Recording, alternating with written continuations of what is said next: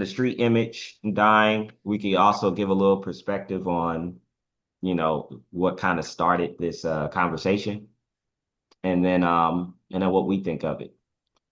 So here we go.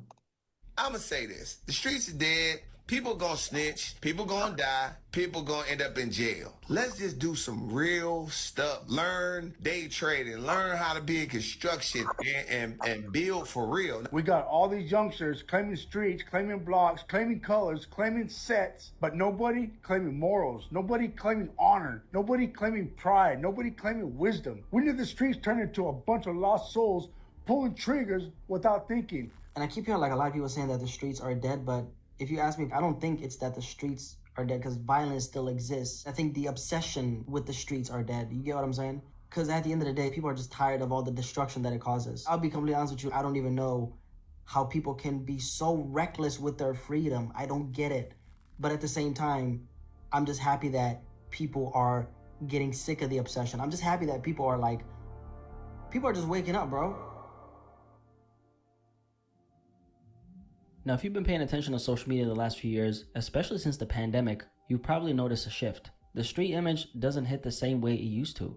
Not because violence disappeared, but because people are exhausted by the damage it's caused in real life. Everything feels louder, more reckless, and harder to defend. So even though the violence is still there, the obsession behind it is slowly starting to die out. Now, for most people, the street lifestyle isn't something they actually lived. It's something they were first introduced to through media, movies, rap videos, documentaries. After the rise of NWA in the late 80s, what started as raw storytelling from places like Compton and South Central LA slowly turned into something else, the birth of gangsta rap. As that sound grew, major corporations stepped in, the streets got commodified, and the hood turned into something you could package and sell. A genre that was originally created to amplify black voices eventually became a product in a much bigger business game. But underneath all that, the truth was always simple. This started with inner city kids rapping about what they're seeing every single day, whether it was violence, poverty, drugs, survival. Those stories resonated and they eventually took off. The same neighborhoods that were once feared suddenly became marketable to the mainstream. And by the time we reach 2025, the glorification of street culture isn't subtle anymore. You can feel its impact everywhere. Entire subcultures in hip-hop, especially drill, took that glorification to a whole new level. Rappers like King Von became the face of a darker, more dangerous era, and the consequences of that are still being felt in communities today. But here's the part that matters the most. Street culture didn't disappear. It entered a new stage. When social media fully took over, the entire dynamic changed. People weren't just listening to the streets anymore. They were scrolling through them. Fights, robberies, shootouts, beefs, all of this has been documented in front of millions and millions of people. And during the pandemic, when the world shut down and everyone was stuck inside, that visibility hit a whole new level. Drama replaced music, clicks replaced consequences, and real lives paid the price. And that set the stage for a very key figure in this entire conversation, King Von. One of Satan's greatest soldiers was King Von. The late Chicago rapper King Von wasn't just another street rapper. He became the real-life embodiment of everything the internet glorified, not just through his music, but through how his life played out online. And the internet showed just how deep that influence went.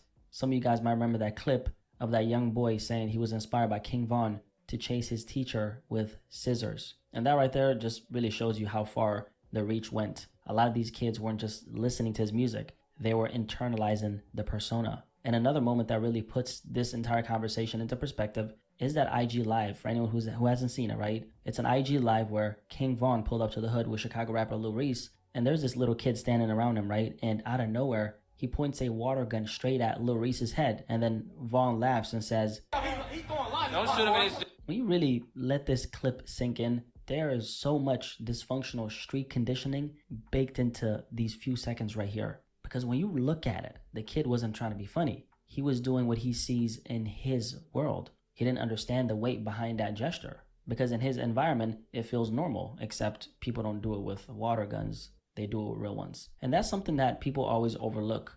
Kids don't imitate rappers.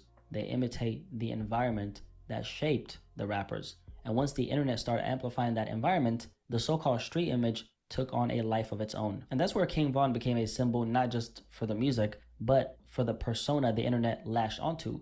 To a lot of people online, he wasn't treated like an artist, okay? He was basically a real-life version of the street image they already believed in. Content creators even portrayed him like a villain straight out of a crime documentary. People praised the realism, and Von, for what it's worth, he had the music to back it up. But here's the truth about King Von, right? He was a street dude who happened to become a rapper, not a rapper who became a street dude. And that distinction matters because when the lifestyle comes first, the music isn't the cause, it's the evidence. It doesn't create the violence, it records it. And the thing about Vaughn is that he spoke directly to those inner city kids who were already wrestling with the streets around them. Vaughn was the voice they recognized because he lived what he rapped. But like we all know, his story ended during the height of the pandemic after an altercation that turned deadly. However, even in Vaughn's short time on Earth, he became someone with massive influence, and that influence would go on to shape how the youth viewed street culture and what it really means to live that type of life. But the truth is, Vaughn wasn't the only example of how deep this glorification went. Over the years, there were a bunch of moments, big and small, that showed just how far the culture had drifted from reality. Moments that made people kind of take a step back and say, wait a second, how are we still celebrating this? Now, one of the clearest examples of that is a story I covered years ago, the case of Philadelphia rapper Pop Hunna. Now, Pop. Okay, he's gonna go a little bit further into a couple of other artists. King Von usually gets brought up first because that's the one that's probably the more popular name amongst them. However, this particular conversation is revolving around a little bit of what's been going on. I wouldn't just say recently. If everyone remembers, it was a conversation about black fatigue. So of course you get the white folks that kind of pushes the black fatigue conversation, and a lot of times they try to push it towards, it's the street people's fault. It's our people that's in the streets' fault. But it was good that he kind of put a little bit of that history, when it comes to gangster rap being commodified and being used as a way to sell the hood. Now, this particular conversation is interesting because right now, or within the last couple of days, or within the last week or so, there's an artist named 21 Savage. He's been doing a movement in Atlanta called F the Streets. Now, that particular movement has been there to basically unite Atlanta. If you've been hearing about what's been going on with Atlanta since Young Thug's case, Young Thug really put a lot of pressure on another artist named Gunna, who used to be a part of his label, that and said that he snitched. Now, because of that, Young Thug was trying to be the authority on the conversation of snitching. And he was really pushing for anybody not to support Gunna for snitching. Now, it comes out later that there's some recordings out there of Young Thug snitching. So then when Young Thug get caught snitching, then now they go back and forth about the rules of what is and what ain't snitching.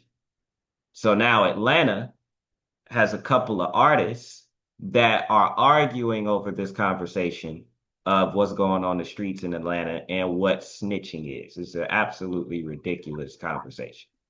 So then, furthermore, because Atlanta has now become the poster child of, there's a bunch of snitches in Atlanta, 21 Savage, along with a couple of other Atlanta people, are trying to, break that division, bring people back, and kind of solve some of these street issues by saying F the streets. And so 21 Savage got on Twitter. And a couple of artists that have been beefing with each other, he's like, he tell them, hey, y'all need to stop tripping. Let's get on live and let's talk right now. You know what I mean? Which is a beautiful thing. It's a beautiful thing to see him do that. However, he does this behind his album coming out. And he does this behind the fact that Atlanta, because there's a lot of division going on with Atlanta, they haven't been selling that well. So you kind of weigh it with a grain of salt. Regardless, prayerfully, the effect is bigger than, the intent or the motivation. However, this is what's been going on. Now, the reason that the brother brought up King Von is basically because King Von has been, if you've seen this, a white boy named Trap Lord Ross. If you ever seen this white boy, this is a culture vulture. He makes documentaries on these rappers. And throughout the whole documentary, he has like a 3 hour documentary. And the claim is King Von is a serial killer. And he goes through all of the cases, all of the Twitter messages, all of the videos, everything to prove King Von is a serial killer. He's about to try and come out and do this to NBA YoungBoy. So, um, bunch of ridiculousness there. However, that blew up so much. A lot of people really put a lot of focus on King Von, as, he's a real street dude that was rapping, you know, and they put a lot of that on his image. And I even see the influence, what he's talking about with King Von. I've seen it even at the elementary school. You know, I'll ask them who their favorite artist is, and they'll say King Von, you know, and, and they're singing the songs where King Von. And if you've ever heard King Von, all King Von talks about is stories about a shootout that he got into or this guy that he killed, or it's a bunch of stories, which, of course, if you go back to the cases, you don't know if it's real or not. It may be real, it may not be real. But because of the fact that it could be real, this is what grabs people to be like, oh, he was real. He was a real serial killer. So now how has that been affecting our people today? That's what he's been speaking about today, where this F the Streets movement, why it's being accepted even more maybe today, is because so many people are seeing so many deaths on the internet now, that it's starting to get old for some generations. Um, so, of course, that's a bit of the context around this particular conversation. It's a lot more, but we could uh we could definitely speak about that where what would be our perspective to some of these particular issues that's going on here.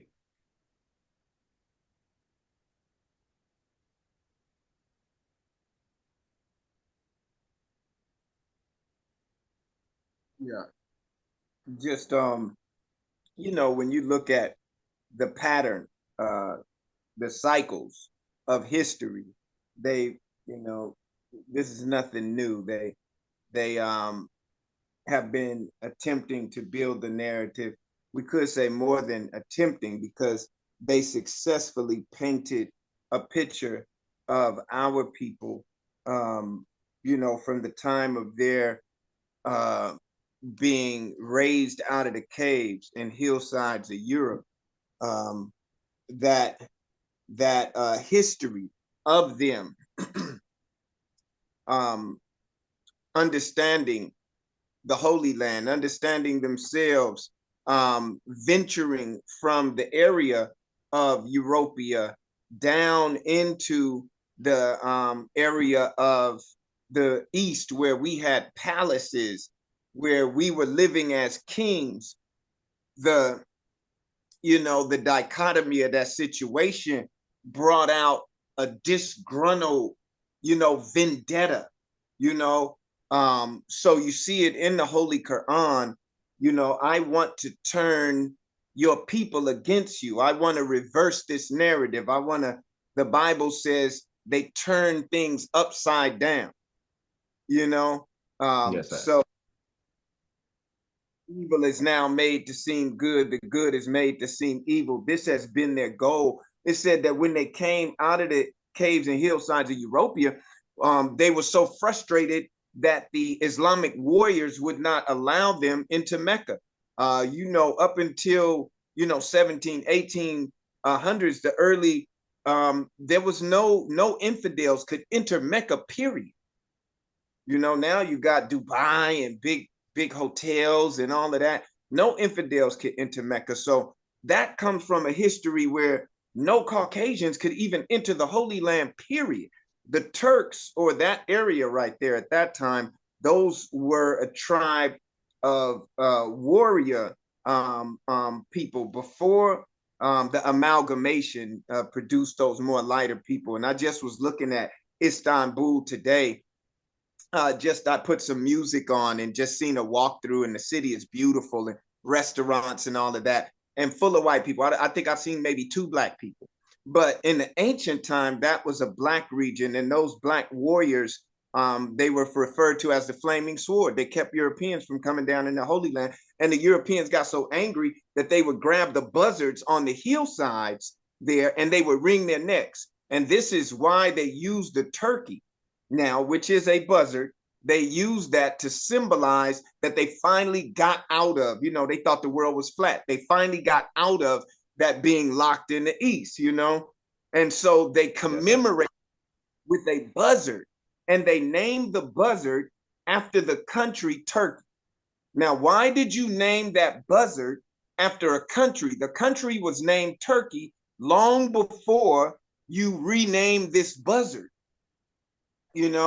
Why did you do that? It connects to a Masonic legend and history of their anger. But we say that to say they're always endeavoring to paint this narrative of us as serial killers, us as innately violent, black tribes in Africa as innately violent, us as not being able to build a civilization, Africa as never having built anything. White folks are the civilized, white folks are the more cultured, white folks are the ones that need to rule the world. They've always ruled. We've always been savages. Then they get their archaeologists and their anthropologists to come in and say, we were the Neanderthal, Homo sapien more, and then they were the more, civilized human that came. And so they're always attempting to reverse the reality and sweep under the rug and bury the truth about the fact that we were kings and queens in high civilization while they were in the caves.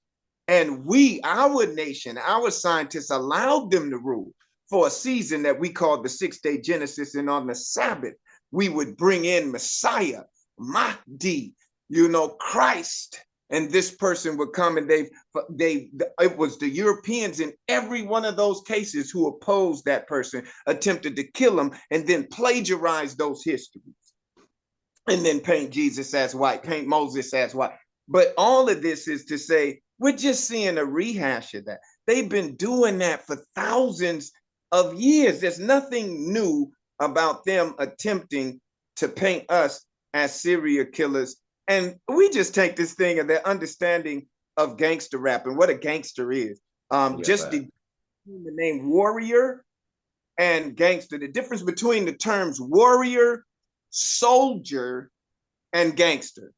According to the Webster's dictionary, a gang is just a group of people. You know what I'm saying? And when you put the ER, it's just one of the members of, of that particular word that comes before the ER, So if you're a photographer, then the ER just means you're a person who's in the field of taking photographs. So if gang just means a group of people and you're just one of those group of people, it has no definition. You know what I mean? It's a very abstract definition. We could prove that the government is a gang if you want to go into attaching something further, a destructive gang, a violent gang, an unjust, evil, unrighteous, ungodly gang. What kind of gang are you talking about? They classify governments and they say, oh, that's a military coup. Oh, the government in Burkina Faso, that's a coup. That's not a government. We don't recognize you as a government. You're a gang. Those Somali political factions. But if it's up in the Balkans and they're having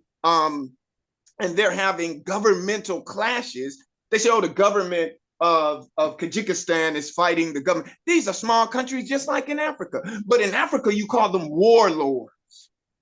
The warlords in Africa overthrew the government. What government? Because they kicked the French out? Because they kicked the British? Those were gangsters.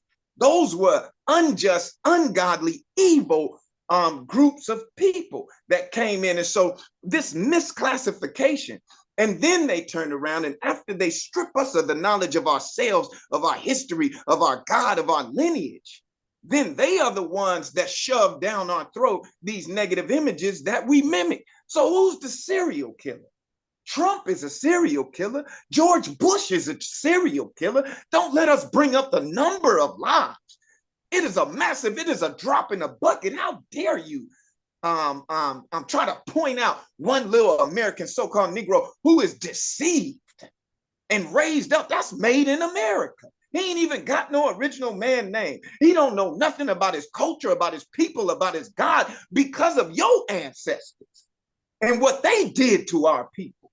You know what I'm saying? So we need to do some documentaries on some real serial killers, on some real gangsters. This is why RBG, way back, they want to interview somebody about, I'm tired of gangsters. Man, that ain't new. Our first album, RBG. Ain't no niggas with attitudes. Where are we getting this? As soon as we heard that there was a group calling themselves niggas with attitudes in the Bay, the N-word, 415 and BGF, the N-word is forbidden, just like Crips. Don't say blood and Bloods don't say Crip. That brown flag, BGF 415, you can't say the N-word. They didn't popularize it. Everybody say it. Even the BGF say it. 415 say it. What happened? You know? And so the YN thing and all that, we were just one, always striving to counter that narrative. That's what all of the pro-Black, but KRS-One, I mean, the people who inspired us, X-Clan, all of them, we've always been trying to counter that, and we still here trying to counter that. That ain't nothing new, you know? And if they want to talk about it, they need to come talk to the OGs. Yo, Sajalu. Yes, sir, Sajalu. Hey, Naru. Yeah, that's I just have to say I know I'm old because all those rap names you was naming in the beginning, I might have knew one or two of them, man. I'm like, man, I don't know none of them cats, man. I might have heard of 21 Savage. I think that's the only one I recognize. Everybody else, I'm like, man, I don't be listening to none of that stuff. I'm not in that world. But I will touch on the snitching thing because that's real cultural. Mm-hmm. I'm gonna tell you where it goes back to. It goes back to the plantation. The original snitches was the ones telling when they was trying to run away. They was the ones telling master. Mm-hmm. They planning on running away. They planning on getting away and leaving you, master. It's so good here. We don't want to leave, but they planning on leaving. That's the original snitching. So that's why in our culture, snitching is forbidden because that's where the snitching come from. Now, of course, that was a honorable way to discredit snitches, but for somehow it became the code of what we call the streets. If you in the game, meaning you're committing crime or you're selling drugs, there's a code that you don't tell on the people doing the crime too. You know what it is. You can go to jail, you can get killed. And if you're involved in it, you take the hit. I learned real early that everybody don't live by that code. Yeah. I was living by the code. But everybody when I was like in junior high, I was living on 26th Ave. They call it the Twomps now, and later, they call it the Twomps, and then later on became Murder Dubs.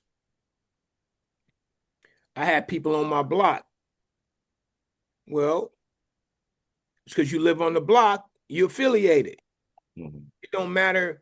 It don't matter if you out doing stuff or not. Now, I was out doing a couple things. I wasn't doing anything, but I was doing a couple things. I was a really good, what you call petty crook.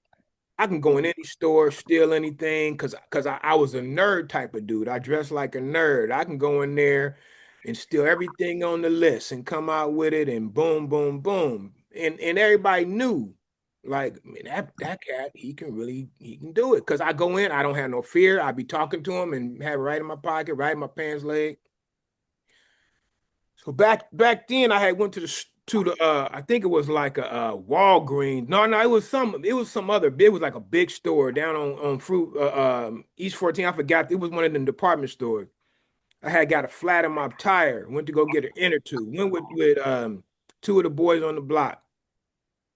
I didn't went in there, got the inner tube in my pants leg. I'm like, okay, y'all, let's break.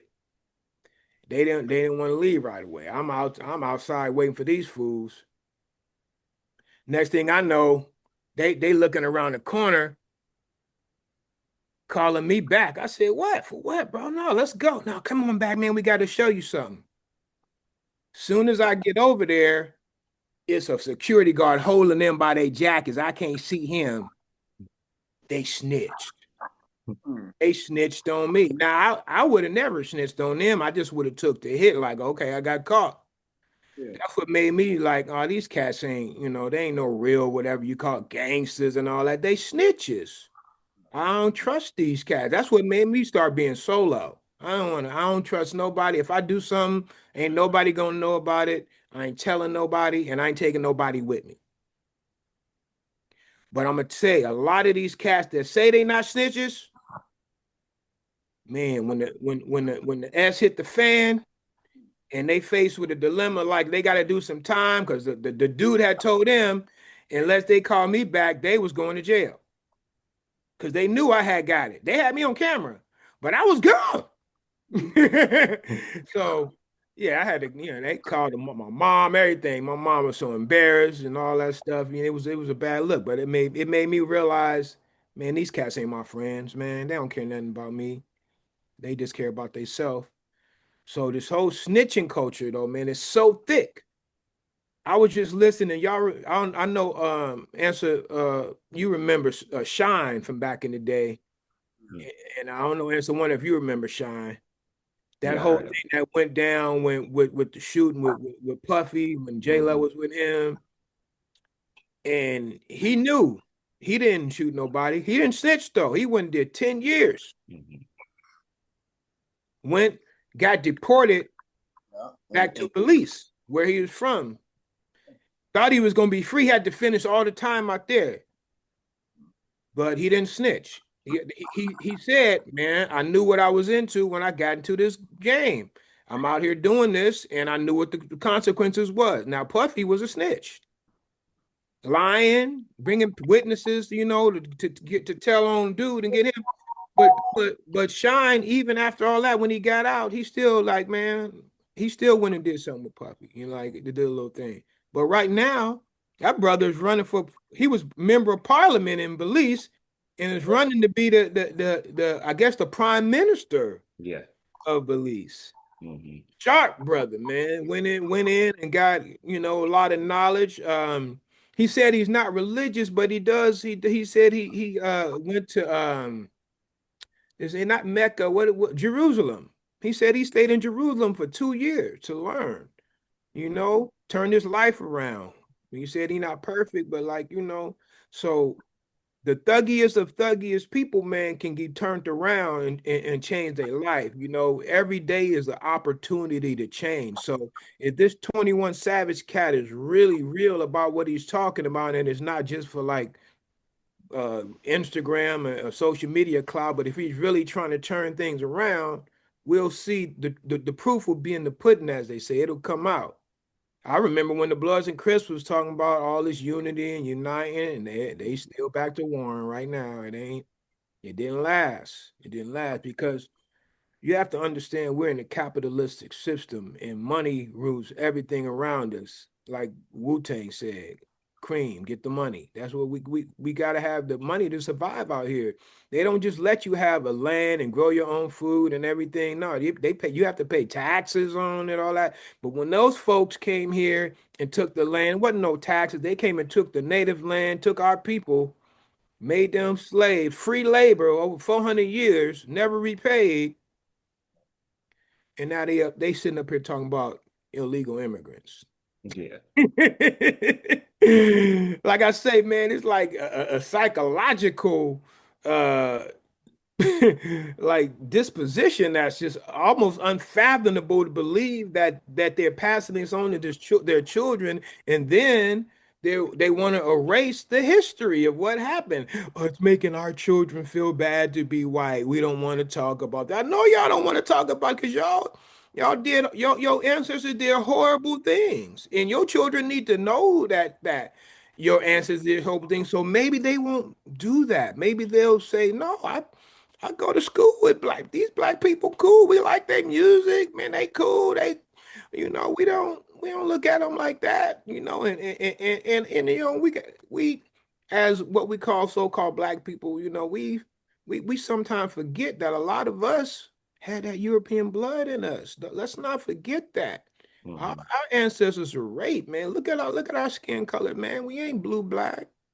Yes, So sir.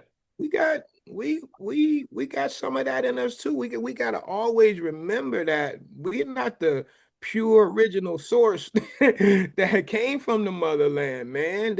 We're psychologically confused a lot of ways because of that. And like you were speaking on before, the names, people still walking around here with slave names. You look at your money, if you deal with money, you still got slave owners and masters on the money. So Yes, sir. we surrounded by the memory of what happened here, and the the remnants are still here to this day. Our children's children are out here trying to survive and harming ourselves, and we allow it to take place. We can't be dependent and waiting on what you call the government. See, well, all these big words like the government, that's just people. Ain't no boogie monster government. Those are people who had ideas, who made plans, and the way they're able to make those plans come to fruition is by brute force. You got Yes, the sir. weapons. If you can't fight the weapons, you can't be. Look at what Trump is doing right now in Venezuela. He just like, y'all about to see, man. We gonna surround y'all. We gonna come take your oil. We gonna blow y'all up, and ain't nothing you can do about it. And we don't care. Oh, y'all are allies. Y'all ain't rawer than us. What you gonna do? What you gonna do, Paris? What you gonna do, China or whoever? Man, we are. That's gangster. Yeah. I know you said the gang means just a group of folks, but I'm not talking about gangster. I'm talking about gangsta. That's like, yeah, we gonna just. I mean, if you a real one, though, like, look, we gonna just do it. What you gonna do about it? I mean, that's what a real gangster do. Like, look, we got the most guns, man. We got the most manpower. So either you gonna fall in line or we gonna take you out. I mean, that's how it was done in the hood. You know, who got the most guns, who got the most manpower. If we want to take your territory and we want to sell dope in your neighborhood, if you can't stop us, then we the boss.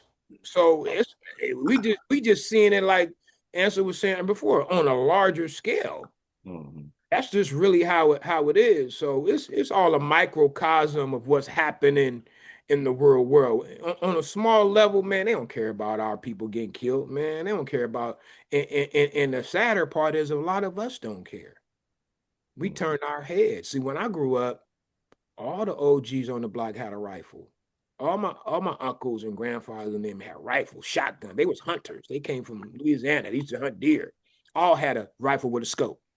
When nobody coming on that block doing nothing. Nothing. You understand me?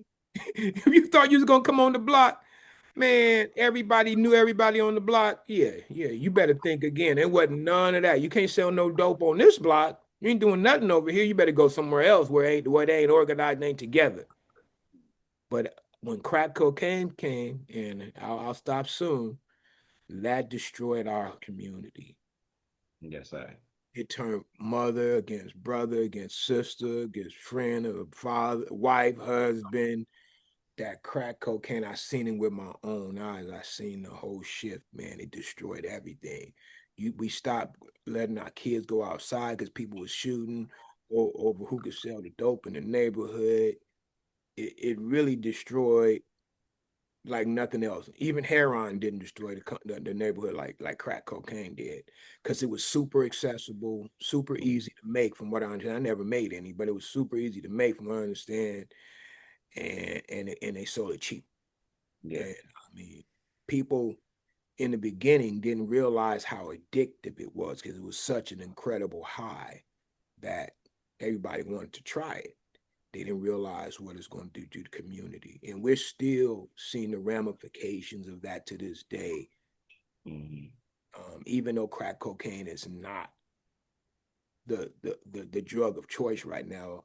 I guess I don't really know what it is. I'm not gonna lie. I hear about fentanyl. I hear about a Percocet, Molly. I don't know what it is. I'm not in the street like that, so I don't know. But when I was out there, it was weed and then crack cocaine.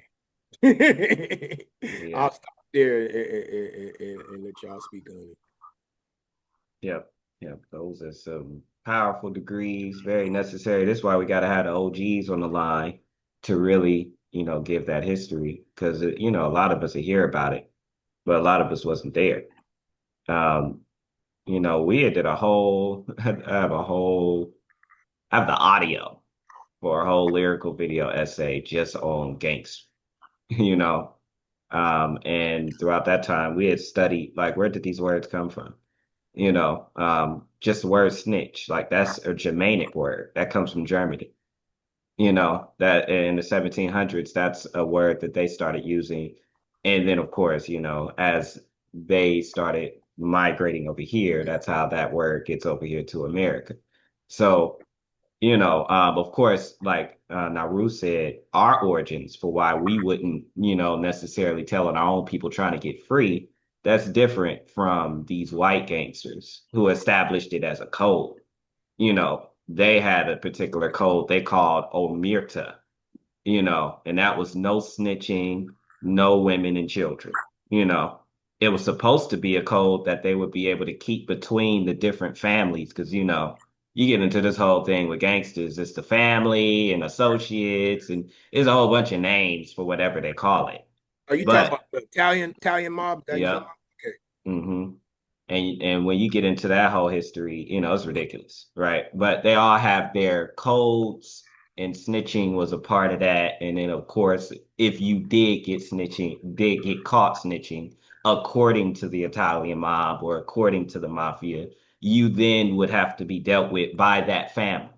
That family would have to go and deal with you. And if they didn't deal with you, now other families get involved. And the funny part is, even amongst the Italian families, they wasn't holding true to the code. So, when you hear about the wars between families, they had a whole bunch of people that was just snitching on each other. So, who exactly really stuck to this particular code of snitching? Even if you were going to buy the white gangster's model, the white gangster model never really succeeded in just keeping to their so-called code. So, it's really interesting to kind of see that. But just even getting to King Von, um, people don't know King Von's story. King Von's father got killed same way he got killed at 11 years old. You know, when King Von was 11, his dad got shot and killed. You know what I mean? Same way. King Von was raised in a and from there, King Von is pretty much left to the neighborhood to raise him. And if you're caught up between the GDs and the BDs, gangster disciples and the black disciples, I mean, and you're like born in that particular war. You don't they don't understand the whole politics of all of that, and they don't understand what I mean. Even when you hear about Von's story, Von says that it was when he saw a friend of his that wasn't a part of any street activity just get shot and killed, right in front of him. And this is what really pushed him over the edge to be like, all right, I'm about to now I'm about to go ahead and start really getting into this thing. He had a friend that just went to the store, best friend, went to the store and was part of nothing, wasn't part of no kind of war, wasn't part of nothing. But just because he was in that neighborhood, probably because he knew some people down there, they shot and killed him. And that kind of took him. You know, people don't know that particular story. They don't care to know that story. It kind of reminds us uh, of the congresswoman that said, you know, look, we don't care about the cause. You know, they need to be taken off the streets. You know, and that is the ridiculousness that, you know, that we've been dealing with all this entire time. They don't ever want to go to how did the neighborhood get this way? Even when we go into the wars that get started in the street, just how Naru just mentioned with crack cocaine, it's just like we know that was CIA involved. CIA sending informants and sending people into the Black Panther Party, sending different people in there to break up a lot of the Black organizations. But then the CIA and the FBI is starting wars between Black organizations. And then when you get the people that were following those Black organizations now disheveled, have no leader, they all want to come back and put something back together. But when they try to put it back together, you know, now they beefing off of a misunderstanding that was started off of the FBI and the CIA. You know, and you get endless wars, endless cycles of fighting and killing. You can never go back to where it started. You now got to go back to, you know, how did y'all get our people, or how did our people get to this particular point where we were warring to that degree? You know, so it's absolutely, you know, it's absolutely ridiculous. One thing about the F the Streets movement too that I did see, it was some people, it was a couple of brothers that was saying, okay, y'all saying F the Streets, but you should stop glorifying it in your music then. So if it's F the Streets, then okay, well, let's really make it F the Streets then. Stop glorifying it in your music and all those people that you had led to the streets through your music. How about you now, you know, play a big part in leading them away? You know, and it reminds me of I think Meek Mill had a very similar situation. I think Meek Mill, when he was changing his life around, you know, and kind of trying to get out of that just the way that they kept putting that image on him. You know, it's a brother named D1. And I don't know if y'all remember. I don't know if y'all have seen D1. D1 is a Christian rapper. But he came out and he said this to Rick Ross, Meek Mill, and a couple other artists. But D1 presented to them like, you know, I love y'all. But look, you know, you say that you want to help the streets, let's unify the streets and all of this, but you still talking about it as if you're glorifying it in your music. So we need to stop doing that. And all of them responded to him very negatively. This was a couple of years ago. You know, D1 put that particular message out there. They really, I remember Rick Ross had a very ignorant response to him, you know, when it came to him trying to express that beautiful message and then, you know, they couldn't deal with it for some reason. You know, couldn't deal with the fact that maybe you were being critiqued for the music that you're putting out, yet what you're saying is contradicting the, you know, contradictory to what it is that you're selling. And then, of course, I've seen T.I., I've seen a couple people try to go into different little mental gymnastics of how you can justify this or justify that, why we got to talk about it this way, but then on this other side, we got to, and it get ridiculous after a while. You know, people just start saying, look, you just don't want to lose money. You want to keep that image because it's a money maker. But at this particular point now, that trap image is starting to lose some money. Now it might ramp right back up. That's the part that is not being talked about. When it does start dying down, the government, these officials, these record label execs, they start putting more money behind the negativity. When positivity starts being on the rise, they of course put more money behind the negativity. So if people are getting tired of what's going on in the street, they're about to now put a whole lot of money behind that now. So, you know, that definitely stands out to us. But other than that, does anyone else have any other degrees to add to this conversation? You know, when you look at the history of Italians, and you know, take that back to Rome, you know, um, and interweaving the origin of the Italiano family. It's interesting to maybe even take note of the history of immigration over to America, of course. Minister Farrakhan in the Savior's Day, oh, I think it was 2022, when he revealed the Purple Gang, the Jewish gang, and their monopolizing in the music industry. And oh man, it was great research. And this was Jewish gangs, the word ghetto.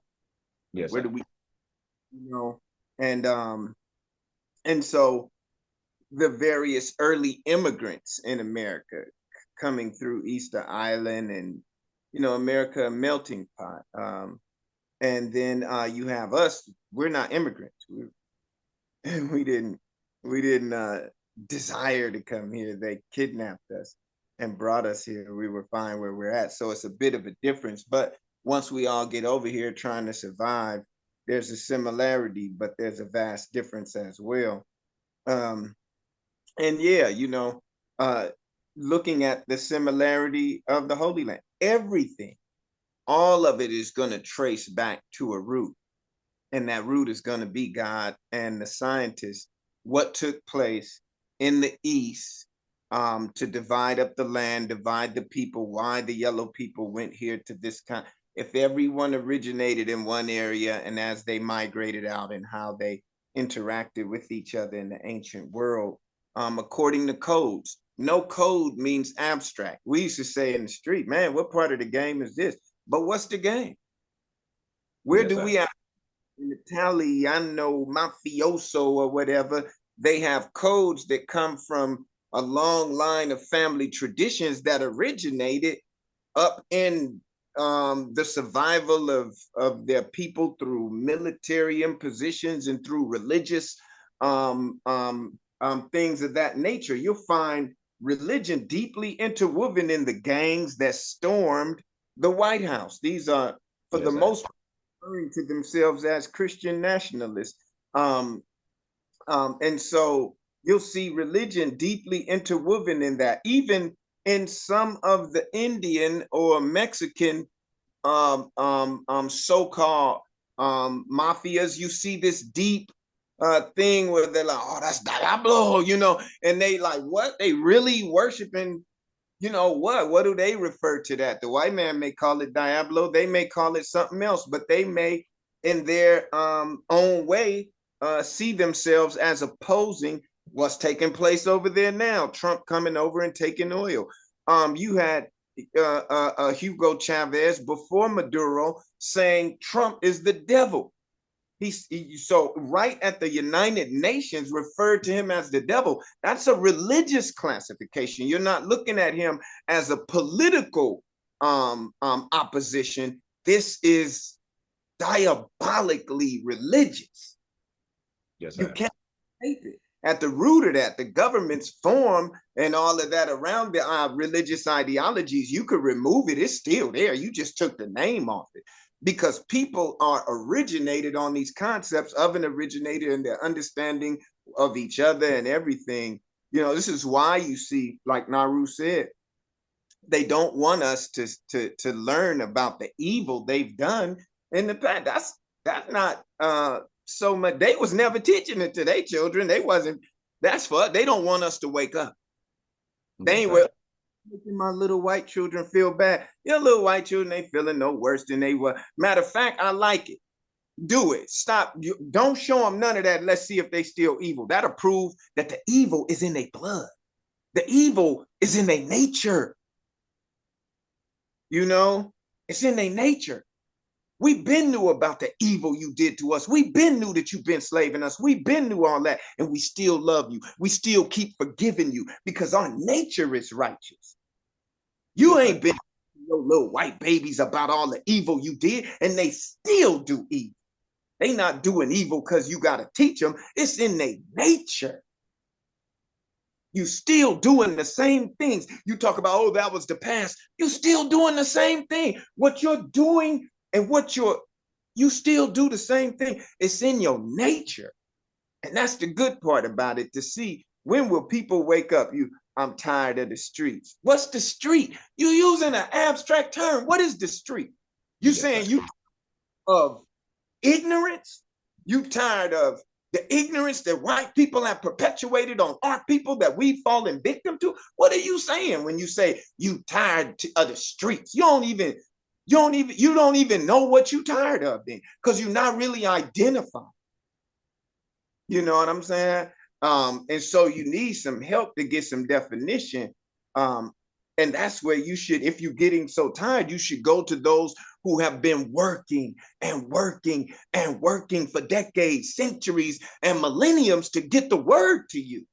And not, we ain't got no leaders. No, you ain't been hearkening to you.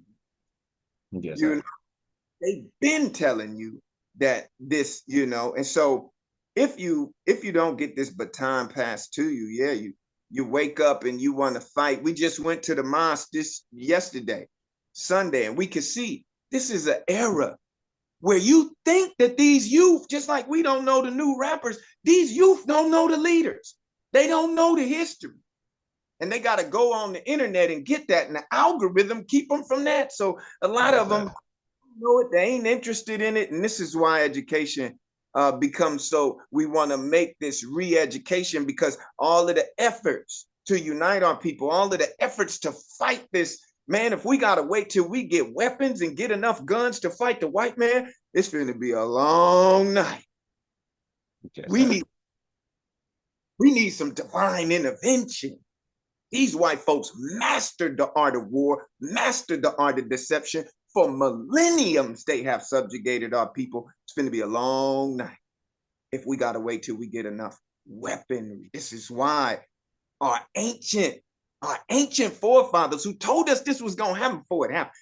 And this is why the education is so important, because it builds our trust. We lose trust and faith that the elders and ancestors got something in store for this beast. We lose trust in it because it takes so long. You know what I'm saying? But when you really study and you really see all the signs that our ancestors told us about, you get more trust, and you get bigger kahunas, and you stand on business. You know what I'm saying? So Sajalahu. Yes, sir. Sajalahu. Naru, you was gonna say something? No, bro. I think that was well done. I got to get ready to move on anyway. I got a 1 o'clock, but man, I even though we're just 3 of us, I think we have some powerful statements to relay. So I'm glad we got all this recorded, and just saving all this for prosperity's sake, for our children's children, man. We're in the age of technology now, where our children won't just be able to see photographs of us; they'll be able to hear our voices and hear our lessons and our messages and our mistakes and our victories. So I love that, and I tell you all the time, hey, go and record your elders. You have this technology in your hand. All I have are pictures of my great grandparents. You can actually record their voices and get their stories and their messages, and it's a very powerful thing. Not for the population consumption, but for your family history, to preserve it, because they'll try to tell you anything in 100 years. They be done told you, man, who knows what kind of stories they're making up about us, man. I mean, the stuff they used to make up about Africa before we could communicate directly with them, like you were saying before, having us thinking that they're savages and all of that type of stuff. And then you started meeting people and talking and feel, man, oh man, we got all kinds of stuff in Africa. What you talking about? You didn't know it snowed in Africa? Yeah. You never heard of Mount Kilimanjaro? Yeah, Africa and all hot. Just like really like we thinking it was all the jungle and everybody running around like Tarzan with a bone in their nose and a lion. What is what they call a lion cloth or or a grass skirt or whatever? Like, fool, man, we got cities, Yes, sir. So, you know, just to preserve our own story, we have to tell our own stories. Don't let these folks tell our stories for us. And and maintain and preserve these things, man, like this land. We got to put them on hard drive and like this. These are valuable stories that we're sharing here because they're not going to teach our children this in school at all. That's not what they're going to teach that, man. But with that, man, I'm gonna say peace. I got to take off. Yes, sir. Got my folks coming over in about 10 minutes. I got to get ready for them. But man, this has been a wonderful, wonderful topic to talk about. And as always, every time we get together, it's a beautiful experience for me. Yes, sir. Yes, sir. Thank you. Thank you for all the input. They need to hear this one. This was a good one. We was ping ponging on some strong subjects.